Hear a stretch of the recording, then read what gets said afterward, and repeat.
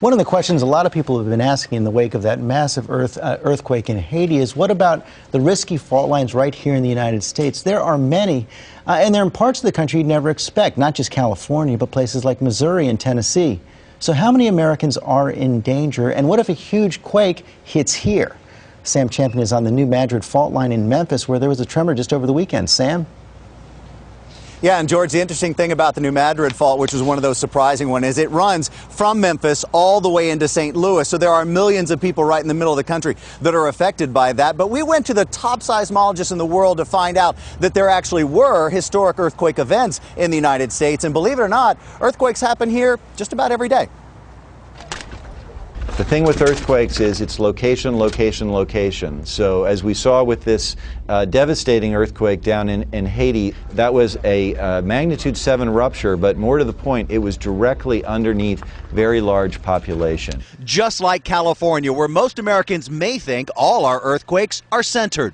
But California's San Andreas is just one fault zone. There are at least 4 active earthquake zones that cover this country, all of which seismologists say have had historic eruptions, and each could have another catastrophic strike at any time. Earthquakes are a national hazard, and it's in these areas away from California, away from the places we think about, where there can be some of the greatest risk. What about America's heartland? We're on the second most active fault in the country, and that's the New Madrid fault. It runs from St. Louis to Memphis, and this is Reelfoot Lake, 16 miles long and created 200 years ago by what is still today the most powerful series of earthquakes in American history.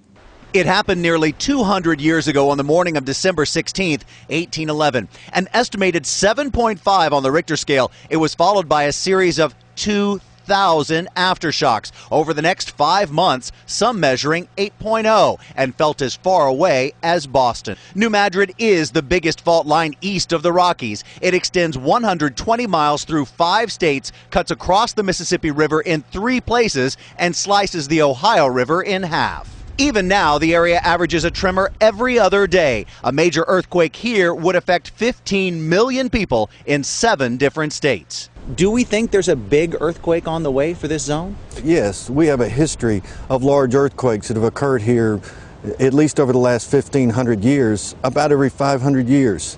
And those earthquakes occur as large sequences of events, not just a main shock. New York, New Jersey, and Pennsylvania have the 70-mile-long Ramapo Fault. These streaks are really all that's visible of the Ramapo Fault, and they continue all the way up this rock. It's one of the largest in the Northeast, and we're really just about an hour outside of New York.